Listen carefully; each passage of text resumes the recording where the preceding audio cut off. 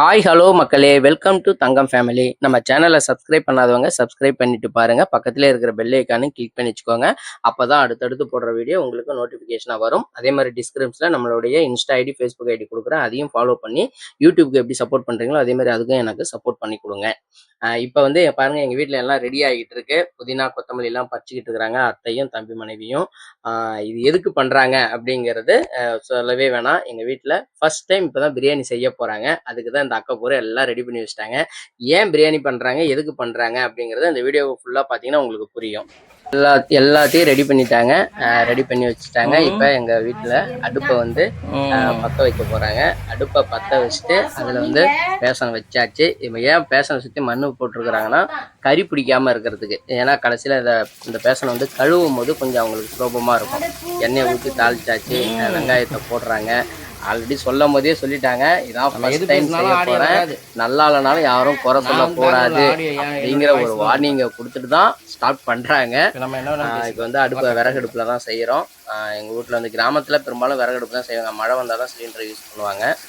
அப்புறம் எல்லாம் இந்த ஸ்கூல் டைமுக்கு யூஸ் பண்ணுவாங்க. வெங்காயம் நல்லா வதங்குது, அப்படியே வதங்கிக்கிட்டே இருக்கும். அடுத்தடுத்து பாருங்கள், இந்த பிரியாணி ஏன் செய்கிறாங்க அப்படின்னா, இப்போ இந்த பிரியாணி செய்கிறாங்க பார்த்தீங்களா, அவங்களுக்கு வந்து இன்றைக்கி வந்து வெட்டிங் ஆனிவர்சரிங்க. இந்த வெட்டிங் ஆனிவர்சரிக்காக எங்களுக்கு வந்து பிரியாணி செஞ்சு கொடுக்குறதா சொன்னாங்க. கொத்தமல்லி, புதினா எல்லாத்தையும் போட்டு வதக்குனாங்க. அதுக்கப்புறம் மசாலாவை வந்து போட்டிருக்குறாங்க. மசாலாவை போட்டு எல்லாத்தையும் வந்து கிண்டுறாங்க. இதுக்கப்புறம் என்ன பண்ணுவாங்க அப்படின்னா, தக்காளி எல்லாத்தையும் போடுவாங்க. தக்காளியெல்லாம் போட்டாங்களா, இப்போ தக்காளியெல்லாம் போட்டு நல்லா வதக்குவாங்க. வதக்கி நல்லா ஒரு கிண்டுவாங்க. பாருங்க, அப்படியே வாசனை, சாப்பிடும்போது வாசனை அப்படி தூக்குச்சிங்க. இதை செய்யும் போதே செம்மையாக இருந்துச்சுங்க. இந்த பிரியாணியை செஞ்சு பாருங்க, உக்காந்துருவோம். பிரியாணி செஞ்சு முடிச்சுட்டாங்க. முடிச்சு பாருங்க எப்படி வந்து சொல்லுங்க. பிரியாணி கொஞ்சம் சொதப்பிட்டாங்க தான், ஏன்னா தண்ணி அளவு வந்து தப்பா வச்சுட்டாங்க, அதனால சொதப்பிடுச்சு.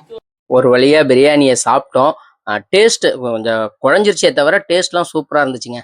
இதுதான் கேக்கும் வாங்கிட்டு வந்துச்சு. ஃபர்ஸ்ட் டைம் வரலாறுல எங்கள் வீட்டில் ஒரு அதாவது என்னது மேரேஜ் செலிப்ரேஷனாக கேக் வெட்டி கொண்டாட போகிறாங்க. இதுதான் அந்த கேக்கு. அதுக்கப்புறம் சாயங்காலம் 6 மணிக்கு எல்லாம் ரெடி ஆகி எங்ககிட்ட ஆசீர்வாதம் வாங்குறாங்க. எனக்குலாம் ஒரு மாதிரி கூச்சமாக இருந்தது. நான் அண்ணங்கிற முறையில் என்னையை வச்சு என்கிட்டையும் ஆசீர்வாதம் வாங்கினாங்க. அது விட்டு எனக்கு ரொம்ப கூச்சமாகவே இருந்தது. ஏன்னா நம்மளை நிற்க வச்சுட்டாங்களே அப்படின்னு சொல்லி. இது வந்து எங்கள் சித்தப்பா, எங்கள் குலதெய்வத்தோடைய பூசாரி, சூடம் ஏற்றி கும்பிடுறாரு. அப்படியே வந்து இதெல்லாம் இன்னும் கேக் வெட்டல. இதெல்லாம் கேக் வெட்டுறதுக்கு முன்னாடி நடக்குது. பாருங்க, இங்கே ஒரு சின்ன வாண்டு பையன் குளிச்சுக்கிட்டே இருக்கிறான் பாருங்க. அவன் அந்த கேக்குக்கு தாங்க அவன் ரொம்ப ஆர்வமாக இருக்கிறான். அப்படியே சாமி கும்பிட்டு அவர் இருக்காரு. வேண்டி அவங்களுக்கு வந்து 2 பேட்டுக்கும் திருநீர் வச்சுடுவாரு. திருநீர் வச்சுட்டு அப்புறம் வந்து அப்படியே அவங்க வந்து காலில் விழுந்து ஆசீர்வாதம் திரும்பவும் ஒரு வாட்டி வாங்குவாங்கன்னு நினைக்கிறேன். சரியா ஞாபகம் இல்லை. வாங்குவாங்களா என்னன்னு தெரியல. வாங்கிட்டாங்க. ஆமாம், ஃபர்ஸ்ட்லேயே வந்து விழுந்துட்டாங்க இல்லையா. ஃபர்ஸ்ட்லேயே எங்கள் எல்லாரையும் ஒன்று கும்பலாக நிற்க வச்சு சாமி கும்பிட்டாங்க இல்லையா. அதான் ரொம்ப பாருங்க. இது வந்து கல்யாணத்துக்கு முகூர்த்த பட்டு புடவை எடுத்தது. கல்யாணத்துக்கு வந்து பெண் அழைக்கிறதுக்கு போவாங்க இல்லையா, அப்போ எடுத்த பட்டு புடவை கிட்டத்தட்ட 11 வருஷம் கழித்து இப்போ திரும்ப எடுத்து கட்டுறாங்க. இது 12வது ஆண்டு கல்யாண நாள் வந்து தம்பிக்கு. இப்போ எங்கள் அம்மா வந்து 2 பேத்துக்கும் வந்து திருநீர் வச்சு விட்றாங்க. அடுத்து வந்து எங்கள் அத்தை, இது வந்து எங்கள் அப்பாவுடைய தங்கச்சி. இப்போ வந்து எங்கள் அத்தை வந்து திருநீர் வச்சு விடுது. அதுக்கு அடுத்து நல்லா ஜாலியாக இருந்ததுங்க. உண்மையாகவே ரொம்ப சந்தோஷமாக இருக்குது. இதேமாரி எப்பவும் அப்படி இருந்தாங்கன்னா கொஞ்சம் அது என் சித்தப்பாவுடைய ஊருக்கு. இப்போ அவங்க வந்து குங்குமம் வச்சு விட்றாங்க.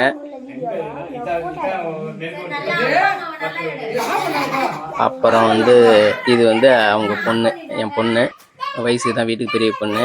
கேக்கு வெட்டுறாங்க. கேக்கை வெட்டி ரொம்ப ஜாலியாக இருந்தது. அந்த பையன், கடைசி பையன் பாரு குதிக்கிறான் பாருங்க. அவன் கேக்கு வெட்டி எடுத்து வந்து 2 பேரும் ஊட்டிக்கிட்டாங்க.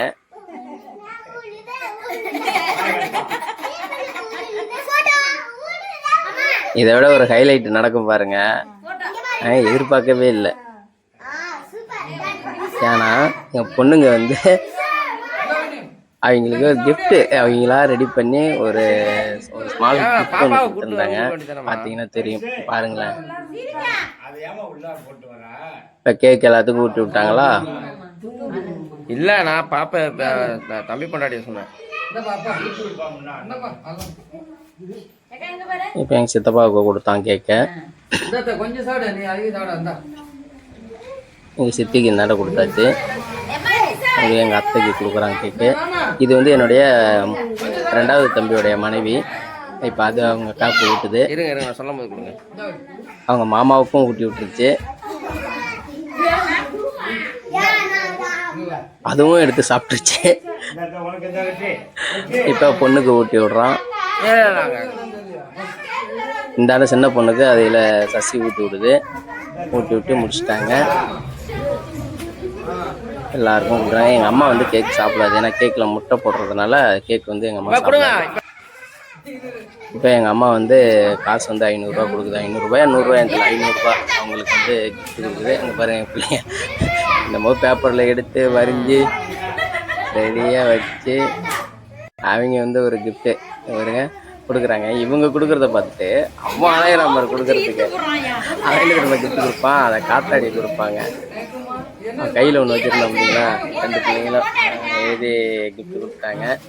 அவர் கொடுக்குற நம்பர் அவன் கொடுக்குறதுக்கு வாங்கிட்டான்.